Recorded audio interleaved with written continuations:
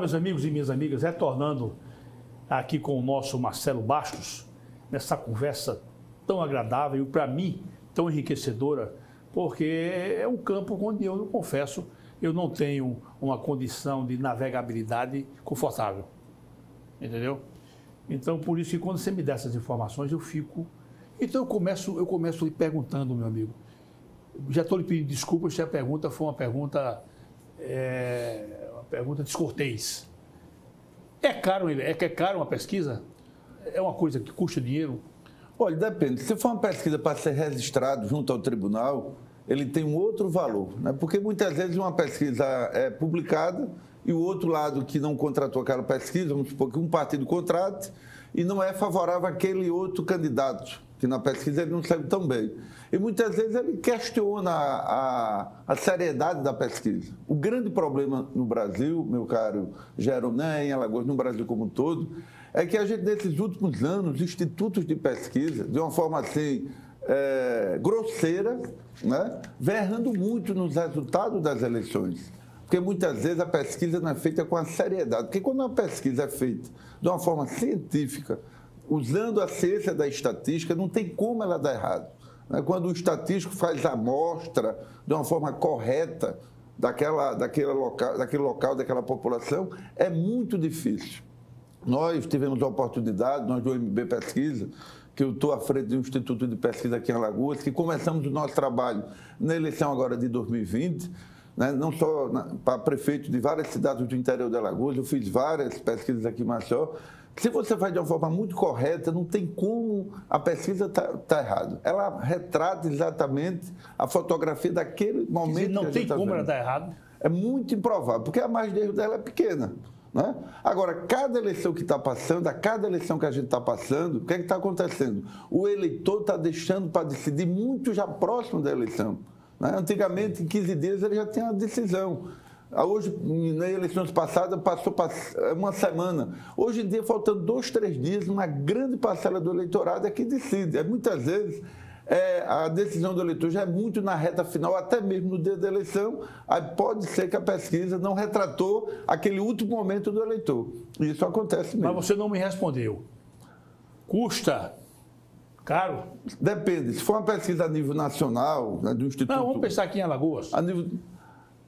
Depende do que é o caro e barato, né? Sim, ela é muito importante porque a pesquisa ela dá o termômetro daquele momento do comportamento do eleitor, né? Sim. Dá todas as possibilidades para o candidato ver onde é que ele precisa melhorar, qual a idade, faixa etária de idade que ele não está bem junto àquele eleitorado. Então, ela é muito importante. Então, o valor dela é um valor justo pela importância que ela tem no processo. Vamos dizer, o candidato a deputado estadual quer uma pesquisa. Me parece que isso não pode ser nem a nível individual, porque por causa da grana.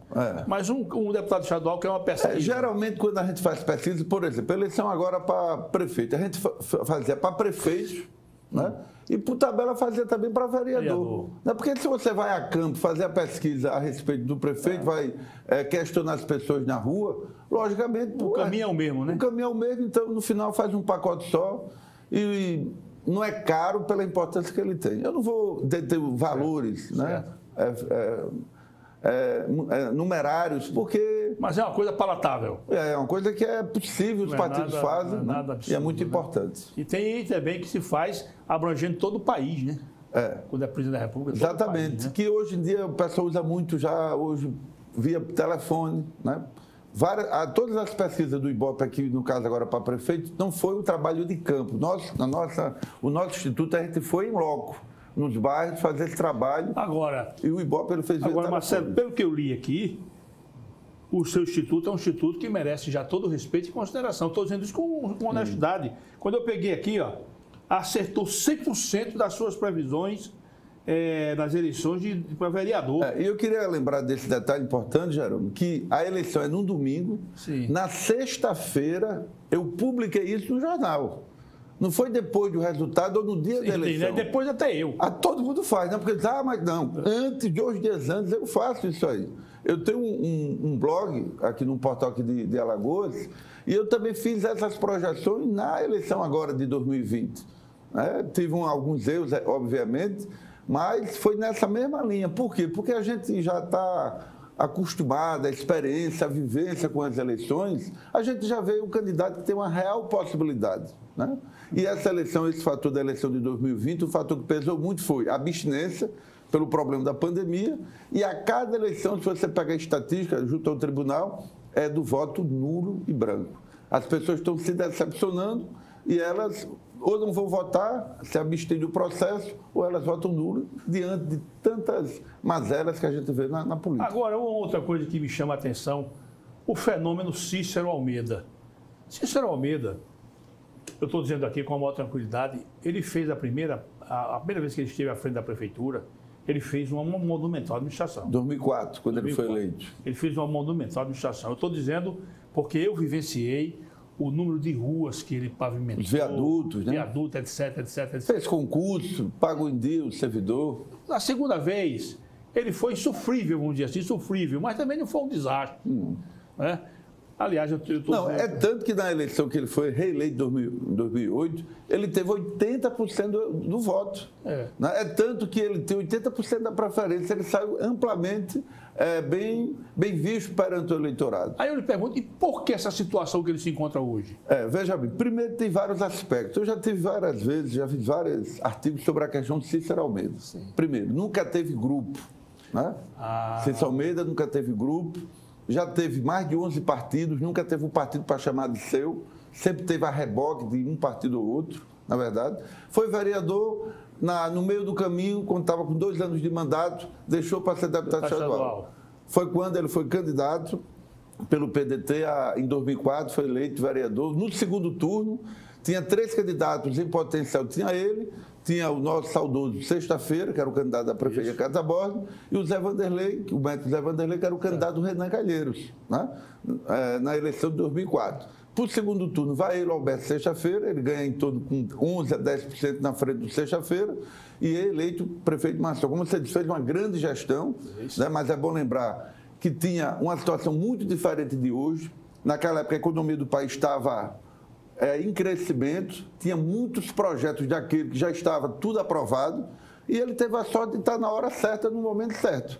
Então, todos aqueles projetos já vêm do passado e foram executados, praticamente, a grande maioria, na gestão do Cícero. E a economia do país estava bombando. Fez um excelente mandato, o segundo foi um bom mandato também. Né? O que aconteceu? Mas, como eu disse, ele nunca teve grupo, né?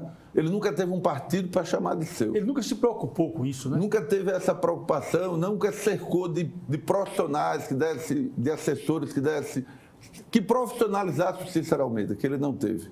Terminou aquele segundo mandato, né? Foi candidato a deputado federal, que todo mundo imaginava que aqui em Maceió, o Cícero Almeida ia ter em torno de 100 mil votos, e ele ser um dos mais votados. Quem sabe o mais votado foi decepcionante.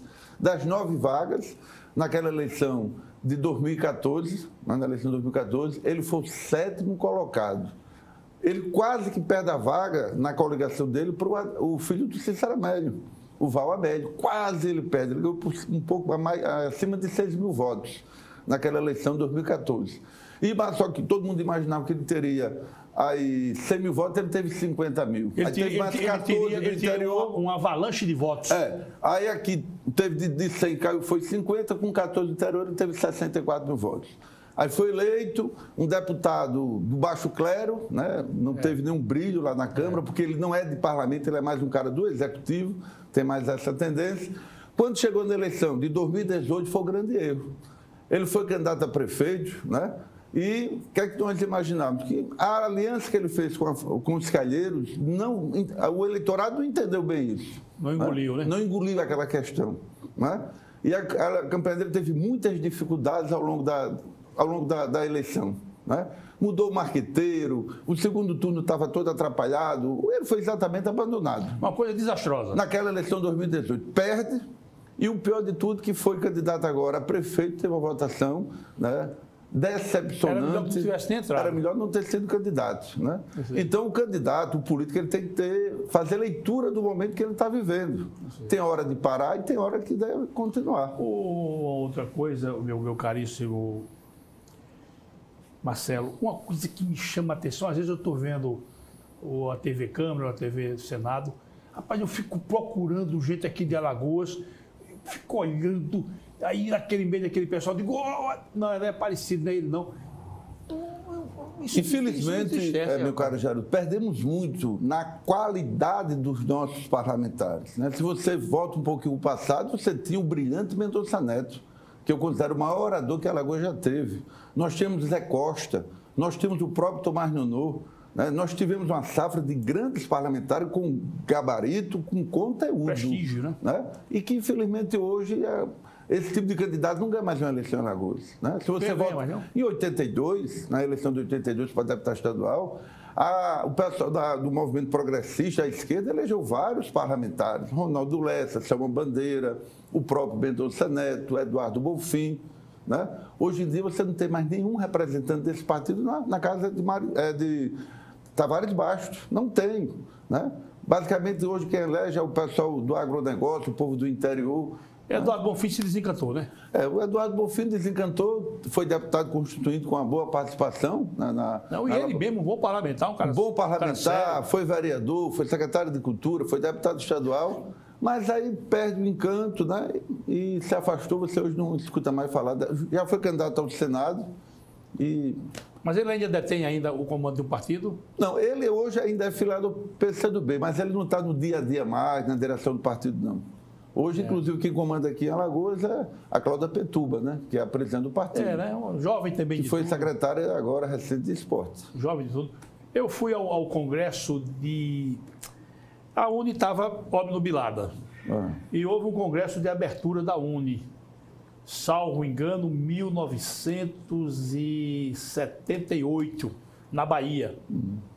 Na Bahia. E nós fomos daqui, eu fui com a delegação de Alagoas. O Eduardo Bonfim estava lá, o Renan, Aldo Rebelo com a participação muito ativa. Que foi presidente nacional da UNE. Como o Renildo Calheiro, irmão do Renan, que é deputado federal. O Renildo, eu não me lembro de Renildo nesse porque o Renildo, a vida política do Renildo e também do movimento estudantil se deu em Pernambuco. Ele foi estudar na Universidade de Pernambuco, fez política ali no movimento estudantil em Recife, Pernambuco. Em Olinda, que ele foi já 2 vezes prefeito de lá, acho que o 3º mandato de deputado federal. Então, a vida política do Renildo foi toda feita lá em Pernambuco. O Marcelo, e estudando naquela época, maltrataram a gente demais. Olha, fui eu um colega meu, que já faleceu, e nós fomos, e meu pai me alertou, rapaz, sai desse negócio. Ali ainda não tinha vida abertura ainda, né? Então, pararam logo o ônibus na divisa, desce todo mundo. Aí era tratado mesmo. A pontapé. É um período difícil, né? Desce todo mundo, o mosqueifal no toro, vai para lá, identidade e tal, e nós seguimos a viagem. Quando chegamos lá em Salvador, era lá o congresso se realizou, o centro de convenções ali na Pituba, a gente falou em Pituba, ainda estava em construção, então foi lá. E o governador Antônio Carlos Magalhães. Eu até consigo imaginar ele dizendo assim, largue bomba de gás lacrimogêneo nesse pessoal, viu? Olha, meu amigo, a gente estava, Marcelo, a gente sentado ouvindo uma explanação, daqui a pouco veio o tiro, meu amigo. E aí a gente saía correndo. Eu digo, meu amigo, esse meu amigo faleceu, Osman Catarina, médico, faleceu. Bom, aí eu digo, mas rapaz, onde é que a gente veio se meter, rapaz? E o pior é quando eu disse assim, rapaz, eu quero ir ao toalete aqui, onde é esse negócio? Olha, você sobe, era uma ladeira, meu amigo. Você sobe aquela ladeira lá em cima tem olha, foi maltrato de todo jeito. E a turma daqui de Alagoas ainda deu pressão, porque havia o que chama de divergência, né? Se pegar alguém votando contra a gente aí no meio da turma de São Paulo, do Rio, não vota com a gente no ônibus, não. Rapaz, a pressão de todo jeito, de que é assim, Mas eu me lembro bem de Eduardo Bonfim, de Renan, lá participando. Ele no alto clero, né? O baixo clero era a gente. Meu caro Marcelo, retomando a nossa temática. Nosso amigo Cícero Almeida volta ainda. Veja bem, o político pode renascer das cinzas, né? Sim. Mas eu acho muito improvável. Mesmo se ele se atrelar a um grupo? Se ele se atrelar a um grupo, porque ele teve uma história, né? Ele tem um eleitorado ainda, ele tem um voto ainda muito forte no eleitorado, na periferia de Maceió. Mas eu acho improvável, porque você vê, na eleição de 2018, Ele, em 2014, foi eleito deputado federal, teve 64 mil. E na eleição de 2018, ele foi candidato, ele não foi nem a federal, foi candidato a estadual. Ele teve 8 mil votos. Pelo amor de Deus. 8 mil votos. Né? Ele teve aqui em Maceió 6 mil votos, com 2 no interior, 8. E esse mesmo Cícero Almeida, na eleição de 2008, né, que ele foi praticamente por aclamação, ele teve 270 mil votos em Maceió. Então, eu acho muito difícil o Cícero Almeida voltar ao cenário da política. Acho muito difícil. Mas se ele atrela a um desses grupos, pode ser que ele tenha sobrevida, mas eu acho improvável. Marcelo, há uma frase que eu já ouvi alguns políticos dizerem, né? Eu ainda não fiz uma análise crítica sobre ela. A frase é essa: ninguém é candidato de si mesmo. O que significa isso, hein? É o que aconteceu com Cícero Almeida. Ele, nessa eleição, ele quis ser candidato dele mesmo. Ele não estava atrelado a um grupo, ele não estava atrelado a um projeto. E fica muito difícil. Até na hora, por exemplo, você fazer uma caminhada, ele pegava um carro de som, né, tipo um mini trielétrico, seja desse tipo, ia pela periferia, ele sozinho no carro. Então, o povo quer ver multidão, quer ver gente, isso impressiona o eleitor. Então, quando o candidato faz aquelas carreatas, aquelas passeatas, é para quê? Para que aquele eleitorado observe que aquele candidato tem tamanho, tem peso, tem força. Mas quando ele vê o candidato sem ninguém, aquele candidato ali sem chance, né? E ninguém vota se não for forte. Ele perde prestígio, né? Perde prestígio, né?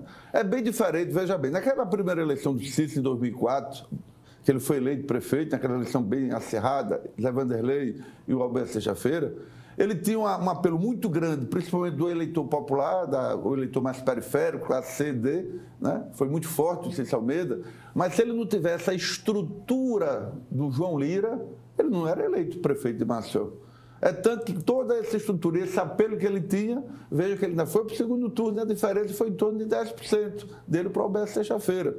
É a mesma história daquela eleição do Sabino. Da eleição de 85, a gente voltou à redemocratização do Brasil. Sim, eu lembro. Tínhamos 3 candidatos em potencial. O João Sampaio, que era o candidato da estrutura do governo, do município, do estado. Tínhamos o Djalma Falcão, candidato do PMDB.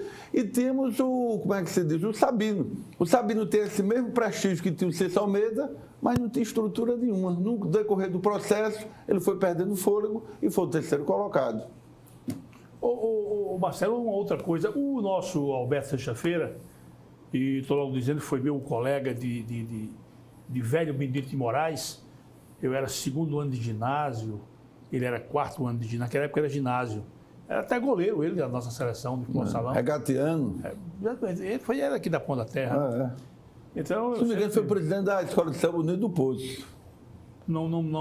Mas ele foi ligado à Escola de Samba. Mas era uma figura muito agradável. Muito agradável. Teve uma hora que ele apareceu, na minha memória, ele estava numa parceria com o Theo Vilela. Ele apareceu, eu digo, tá aí uma nova liderança. Depois ele também... a trajetória, foi aquilo ali. Inclusive, domingo agora, eu postei, mandei até para você, a trajetória do Alberto Seixas-Feira. Em 96, ele foi eleito vereador, foi o 18º das 21 vagas, ele teve 2.200 e poucos votos naquela eleição. Ele teve uma votação muito pelo prestígio de ter sido diretor da Escola Técnica Federal de Alagoas. Ele teve a base do eleitorado dele ali, de estudantes, professores e servidores. E dessa região aqui que ele viveu a vida dele, que foi na Ponta da Terra, como você bem disse. Quando chegou em 2000, ele foi o vice da Cátia. Naquela eleição de 96, ele foi eleito pelo PSDB, que era o partido do Theo. Né? Aí ele foi eleito vice da Cátia. Na eleição de 2004... a Cátia impôs a situação do Sexta-feira ser o candidato a prefeito e o PSB, que o grupo da época era da Cátia Bornal, era ela e Ronaldo era o comandante e a Cátia, tinha outros nomes com mais força política para ser no lugar do Sexta-feira, o nome dele era o Carimbão, que dentro do PSB era o nome mais forte para ser candidato, mas na imposição da Cátia e no recuo do Ronaldo foi o próprio Sexta-feira, que foi um candidato que não foi unânime no partido. Foi o candidato, naquele momento, do Cícero Almeida, né? Perde a eleição, mas vai para o segundo turno, né? Mas mesmo assim, em 2006, ele se elege deputado estadual, né? Deputado estadual em 2006. Quando chega em 2014, 2010, ele não é candidato, foi secretário da Educação, foi secretário do Trabalho, nos governos do Theo Vilela. 2014 ele é candidato, teve mais de 15 mil votos, mas não consegue. Porque como ele deixou de não ser candidato na eleição de 2010, ele sai do parlamento, fica sem mandato, e quando você perde o mandato, você perde muito as bases eleitorais que você tem. Então, quando ele foi candidato em 2014, ele perdeu muitas das bases que ele tinha. Aí ele não conseguiu se eleger naquela eleição de 2014, e aí, a partir dali, ele não foi mais candidato. Né? Eu sei. A gente está se aproximando do final, lamentavelmente, meu amigo. Olha, o Teómoto Correia, pessoa que nós privamos da amizade, eu acho ele uma figura interessante de você conversar, inteligente. Ele foi deputado estadual 6 vezes, hexa, 6 vezes. E, de repente, ele se desinteressou pela política, se desinteressou e tal. Você acha que Teómoto Correia perderia uma eleição? Para deputado estadual, eu acho muito difícil o Teómoto perder a eleição. Tanto que ele foi 6 vezes, né? 6 vezes. A esposa dele, Rita, foi algumas vezes, se não me engano, 4 vezes, foi 5 vereadoras de Maceió. Foi prefeita de Maceió. Por um mês, enquanto o Ronaldo assumia, né? De uma família tradicional, filha do Tarcísio Jesus, que teve, se não me engano, 8 mandatos de deputados. Né? O Tarcísio Jesus. Um homem de muito prestígio. Um homem de muito prestígio, provedor da Santa Casa e tal. Então, foi conselheiro do Tribunal de Contas. Então, o Teómoto, ele sabia fazer política, né? Então, ele cansou, né? Já deu a contribuição dele. E uma vez até eu disse, Teómoto, você nunca deixou um herdeiro, né? Que até tem um filho que se chama Tarcísio, né? Que é o nome do avô, que seria um nome fácil de vender. Mas ele já deu a contribuição dele, né? Hoje ainda está assim, fazendo política sem ser fazer política partidária, mas eu tenho certeza, se ele fosse candidato naquela última eleição dele, com certeza o Teómoto seria eleito mais uma vez, das 6 vezes que ele foi deputado estadual. Marcelo, muito bom conversar contigo. Lamento profundamente que o nosso tempo seja escasso, porque conversaria com você mais 1 hora, 2 horas, tranquilamente, só molhando a garganta de quando em vez com água e tal. Mas foi muito bom tê-lo por aqui. Mas eu quero deixar você com uma palavra ainda para você fazer. Sim, esse livro seu não está vendendo não, né? Infelizmente, a primeira edição está esgotada. Porque você coloca aqui, por exemplo, eleições municipais, vamos dizer, 2000. Aí você faz aqui, eu achei muito interessante isso, você faz assim, ó, contexto histórico. Aí você comenta e em seguida você bota fatos importantes daquele pleito nas eleições e os números da eleição, né? Aqui, exatamente. Exatamente. E você tem o contexto histórico daquela eleição, você tem os fatos importantes da eleição e os números dos eleitos. Seja, depende da eleição, se for para vereador, de todos os eleitos, deputado, senador, governador. Isso aí é um livro que é muito importante para a fonte de pesquisa. Ô Marcelo, Diego, esses livros que você falou que vai vir por aí, né? É o alongamento desse, ou seja, as informações... Esse eu peguei de 78 a 2016. Certo. O que eu estou fazendo agora, que eu parei em virtude do Instituto Histórico, está fechado, é de 45 até 74. Aí fecha um ciclo aqui. Então, esse aqui está dentro do que vai ser lançado. O outro vem antes desse. O outro vai ser... Ele vem antes, porque é de 45 a 74. Aí vai emendar com esse que é de 78 a 2016. Então são volumes, é isso? Então eu vou lhe pedir uma gentileza. Com certeza. Não esqueça de me avisar. Não, com certeza. Eu vou estar antenado, eu vou estar com atenção, mas você, por gentileza... O livro ia ser lançado, na verdade, no ano passado, mas a pandemia foi impraticável. Mas se você lançar na pandemia, eu boto uma máscara, 2 e vou para lá. Não, mas a gente, sem o Instituto Histórico, que é onde é a nossa fonte de pesquisa fechado, eu não consigo, porque a gente faz todo esse trabalho em cima dos jornais da época. Marcelo, muito, muito legal. Eu vou usar uma expressão aqui de jovem, bacana você estar aqui com a gente. Eu vou tomar a liberdade de lhe chamar mais vezes. Muito bem. Espero que você não refute no nosso convite. Estamos sempre à sua disposição. E eu quero deixar você ainda com a palavra para lançar uma outra mensagem para os nossos telespectadores. Eu quero agradecer mais uma vez aqui o seu convite, Jerônimo, né? É sempre um prazer estar aqui na TV Mar. Eu já vim várias vezes aqui no programa do Flávio. Eu vi, você já é da casa praticamente. Conheço todo o pessoal que trabalha e estou sempre à disposição e esperando agora, né, 2022, né, que é as próximas eleições, e a gente sair desse momento tão difícil que é essa pandemia, que a gente está perdendo grandes pessoas, nossos amigos, pessoas que a gente gosta muito, e que esperam que essa vacina venha em massa para a gente sair desse momento tão difícil que a gente está vivendo. Mas é tanta conversa desencontrada com relação à vacina, Terrível. que você fica pé. É como cego em tiroteio. Exatamente. Essa é que é a expressão. Marcelo, muito obrigado. Sucesso para você. Muito obrigado. Seja sempre muito feliz nos seus empreendimentos. Muito bem. E aqui eu falo pelo momento jurídico, as portas estarão sempre abertas para você. Eu quem agradeço, Jarumo. Forte abraço. Meus caros telespectadores, sempre agradecendo a honrosa audiência dos senhores e das senhoras. Até o nosso próximo encontro, se Deus quiser. Tchau.